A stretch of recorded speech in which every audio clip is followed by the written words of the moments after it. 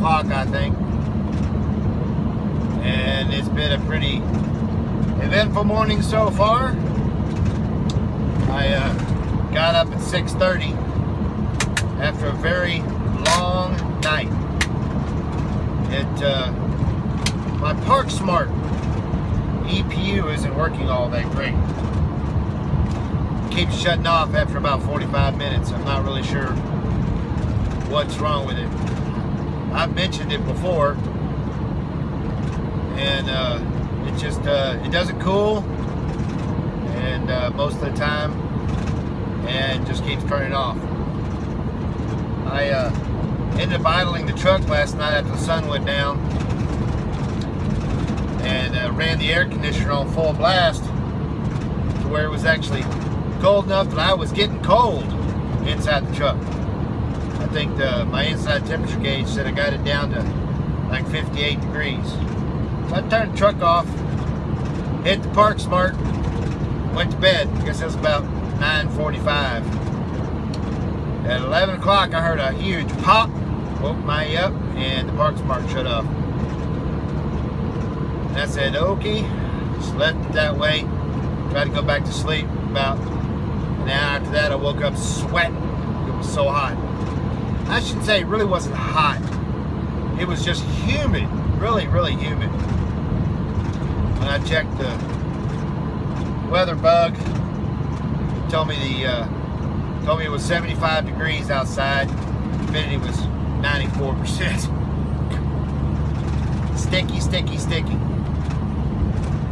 So I ended up idling some more, cooled the truck back off, and then by that time the ParkSmart would turn back on. But 45 minutes later, it turned itself off. I think it might be the batteries. Called the shop in Little Rock and asked a couple of questions, thinking maybe I'm doing something wrong. I even pulled the owner's manual out of the cabinet up above and read it. And I was doing everything the way I was supposed to. It's kind of confusing a little bit because at one point it tells you to have the key in auxiliary mode. The other time it tells you to have the off mode. I need to talk to a driver or the shop face to face, make sure I know what I'm doing. I even went online and watched a video on YouTube on how to use it. Seemed like I'm using it right. It just doesn't want to do what it's supposed to do. So, yet again, I ended up idling too much to be comfortable. I think I finally fell asleep due to exhaustion, but my alarm woke me up, and I got up and made some toast in my toaster, and then did my pre-trip and took off. And even though I was only 10 minutes away, 10 miles away, I got to the shipper at 7:30, and they were surprised to see me. And I said, well, I called. Y'all said y'all start at 7. She said, no, it's not a problem. Not a problem. So they said, go out and untarp and unstrap, and we'll get out there whenever we get out there. So I got the tarps off, got them folded up, put it away, got all the straps off, knocked all the edge protectors down, got everything all stand up, and I was getting ready to get the last edge protector, and homeboy with the forklift came over and pulled over in front of me and ran right over one of my edge protectors. He looked right at it too and ran right over it anyway. So I got a flat edge protector. I might be able to fix it with a chain. I don't know. So I'm down one rubberized edge protector at the moment. Got unloaded. I was completely done in an hour. I couldn't believe it. I mean, I was actually done in under an hour. I was getting everything off, put it away, getting the stuff off, getting the counter, got my bills. Sent in my empty call and realized I screwed up my loaded calls. So I had to do the whole thing all over again like I started from the beginning because the computer wouldn't accept the idea. Got the empty call, went on break and called my fleet manager to talk to him about the truck. And while I was doing that, he said he would talk to the planners to see about getting me over to, say, Fort Smith to pick up a load. And Fort Smith headed to Little Rock so I can get my truck looked at, because like I said before, both the windshields leak on top and the passenger side leaks on the bottom, and the water just runs down onto the floor.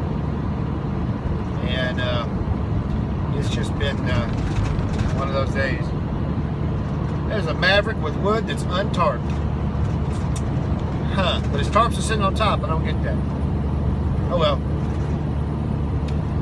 So, hopefully we can get up to Little Rock and get this stuff fixed so I can be comfortable and get good fuel mileage like I'm known for. You know, I averaged 8.2 miles per gallon lifetime working my last job over the course of almost 3 years. And almost every load was heavy, around 46,000 pounds.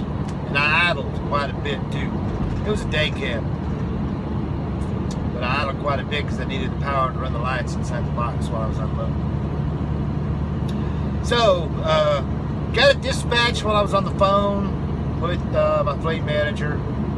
And I've left Houston. I'm heading up to Diebold, Texas, up on 59. I'm going to pick up some insulation board, which means lumber tarps. Damn it. And I'm taking that to a new target that's under construction in Edmond, Oklahoma.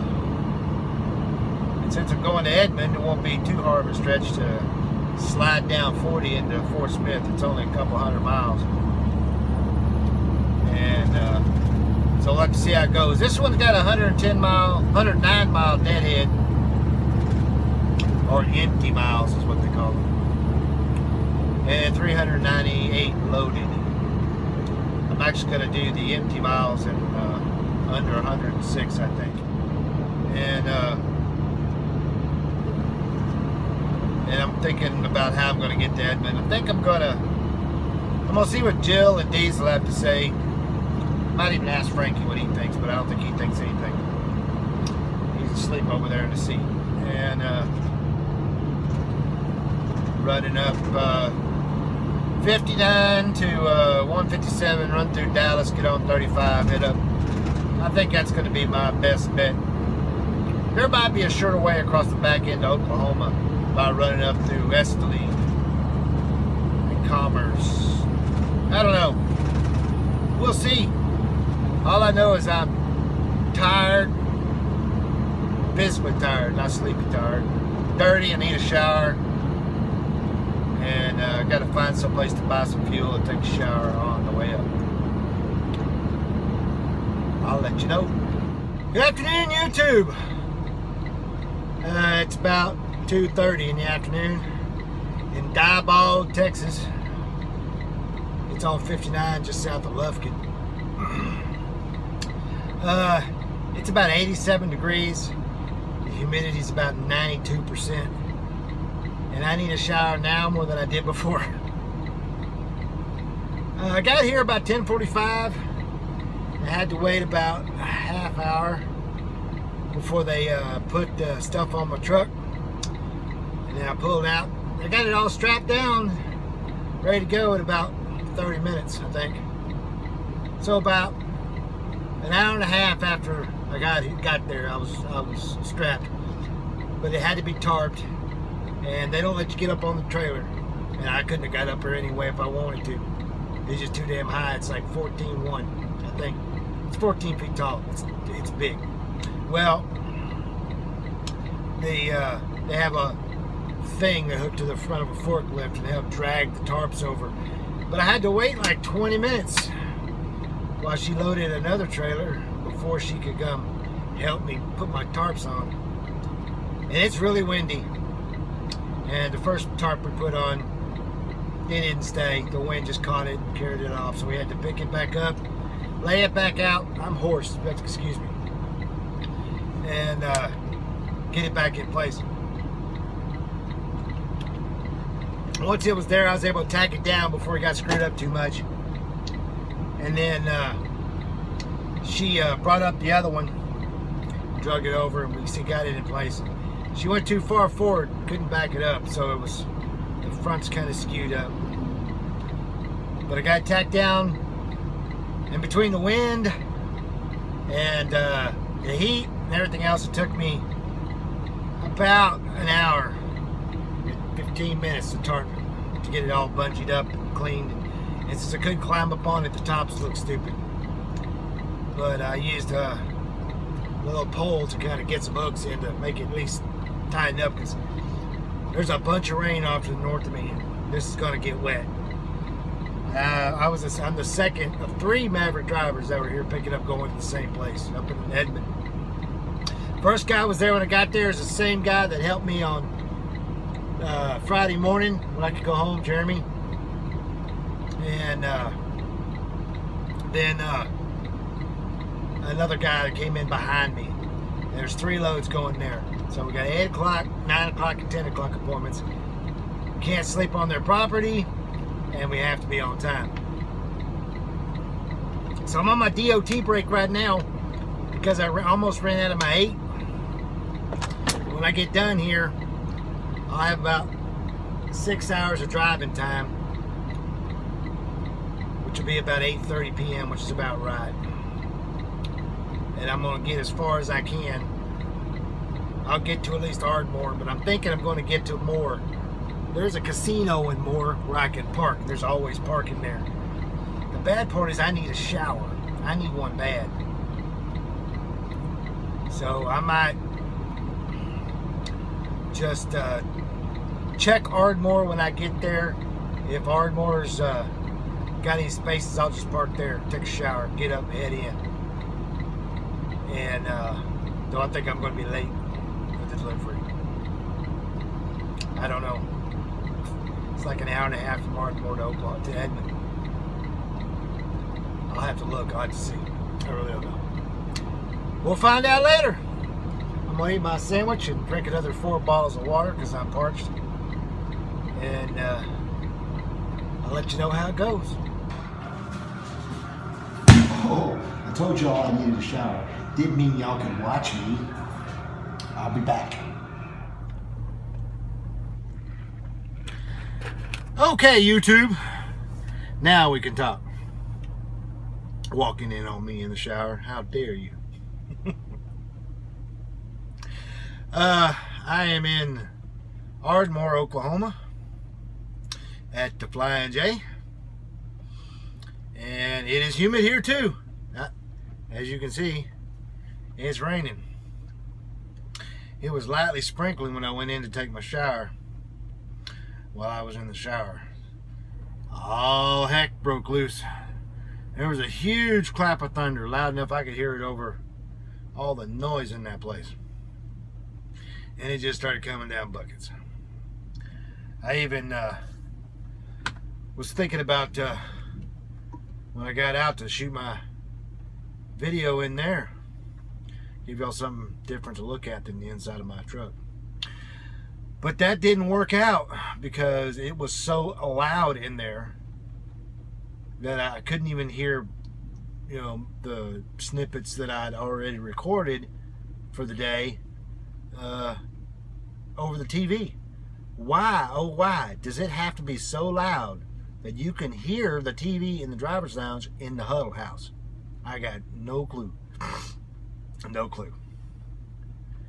I can tell you this much, this humidity and last night I think is giving me a cold or something. I got a sore throat. It's bad and I cannot drink enough cold stuff. Well, I'm up. I got up here right at 8 o'clock. Had like a half hour or so left on my 14. And bought fuel. Parked the truck and logged out. I was able to get a parking space without having to pay for one. There was no one in the paid parking, but I saw several spots open on the lot, and instead of buying one, I just went ahead and parked in one, which is good for me. Saved that money. Oh, excuse me. I'm so sorry. So it was a long, hard day. Though if I had known it was going to rain like this, which I kind of did, but it didn't, I could have just stood outside the truck, but naked. Let the rain do its job instead of going inside and wasting the shower credit. Now I got a limited shower, so I don't have to worry about that.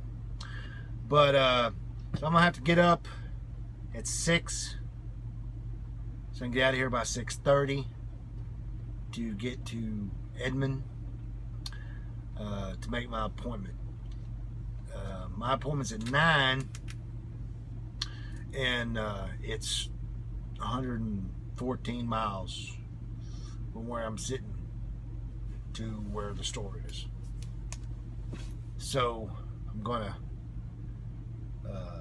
get something to eat here out of the refrigerator. I'm not really sure what I'm gonna eat yet, and call it a night.